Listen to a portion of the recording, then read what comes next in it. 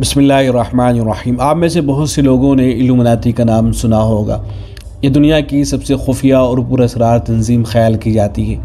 ماضی کے اندر بہت سی شخصیتیں بلکہ بعض بڑے ملکوں کے صدر اس طرح کے رہے ہیں کہ ان کا نام اس تنظیم کے ساتھ جوڑا جاتا رہا ہے، اور ابھی بھی بہت سی سیلیبریٹیز، مشہور شخصیتیں اس طرح کی ہیں کہ جن کا نام اس تنظیم کے ساتھ جوڑا جاتا ہے۔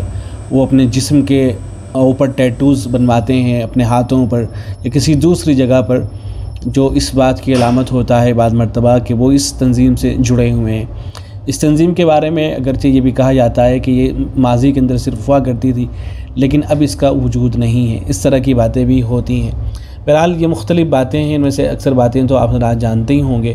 مجھے تو اس وقت ایک فتویٰ ہے دارالافتاء والقضاء الجامعۃ البنوریہ العالمیہ کا، اسے یہاں ذکر کرنا ہے جو اسی الومناتی کے بارے میں ہے۔ فتوے کے اندر سوال کیا گیا کہ کیا فرماتے ہیں مفتیان کرام اس مسئلے میں کہ آج کل یوٹیوب کی دنیا نے ہر شخص کو پریشان کیا ہوا ہے۔ میرا سوال یہ ہے کہ کیا الومناتی نام کا کوئی مذہب ہے جو دجال کا منتظر ہے اور شیطان کی عبادت کرتا ہے؟ براہ کرم اس کے بارے میں بتلائیں۔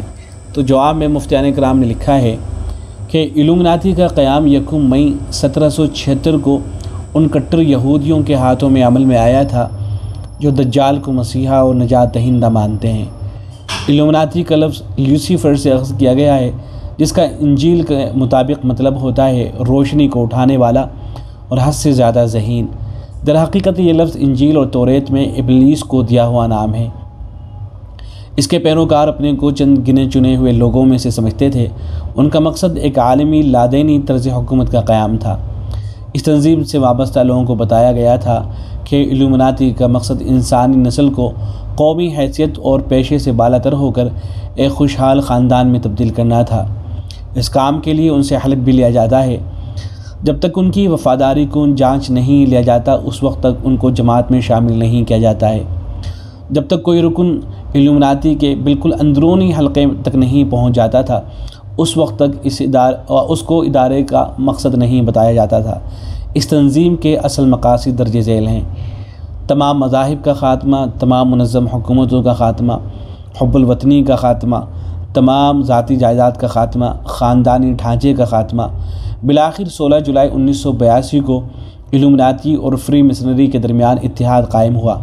اس کے بعد ایک اجلاس میں جو کچھ طے ہوا وہ باہر کی دنیا کو معلوم ہونا ناممکن ہے، مگر ایک رکن کے مطابق یہ ایک ایسی سازش ہے کہ اس سے بادشاہتوں اور گرجا گھروں کا بچنا ناممکن نظر آتا ہے، اور مذکورہ فرقہ شیطان کو اپنا خدا مانتا ہے اور اللہ تعالیٰ کے متعلق کفری الفاظ کہتا ہے اور برائیوں کو منسوب کرتا ہے، اور اندھیروں کے بادشاہ اور برائی کے مرکز و محور دجال اکبر کو مطلق العنان حکمرانی کے لیے دجال کے حکمرانی کے لیے کام کر رہا ہے۔ اعاذنا اللہ من۔ نیچے مفتیان کرام کے دستخط ہیں، اور ایک کتاب کا حوالہ بھی دیا گیا ہے، دجال کون اور کب کہاں، جو مفتی ابو لبابہ صاحب کی کتاب ہے۔ ایسے ہی ایک کتاب ہے جس کا نام ہے انسانی تاریخ کی انتہائی خطرناک خفیہ ترین تحریک، حقائق و انکشافات۔ اس کے جو آخری ورق ہے، بلکہ آخری ورق سے پہلا، وہاں یہ جو خفیہ تنظیم ہے جو مسلمانوں کے حوالے سے کام کرتی رہی ہے، مسلمانوں کے خلاف، ان کو ذکر کرنے کے بعد لکھا ہے کہ ماضی میں ان لوگوں نے جو فری میسن رہے ہیں، انہوں نے مسلمانوں کے ساتھ کیا کچھ نہیں کیا۔ ترکی کے جو سلطان تھے عبدالحمید، تو ان سے فلسطین کو غصب کرنے کے لیے یہودیوں کے تمام خزانے پیش کیے گئے، مگر انہوں نے یہ کہہ کر انکار کر دیا کہ اگر تم مجھے زمین و آسمان کے قلابے سونے سے بھی بھر دو تب بھی میں آپ کی خواہش پوری نہیں کر سکتا، اور نہ میں عثمانی سلاطین و خلفاء کی تاریخ کو روسیہ ہونے دوں گا۔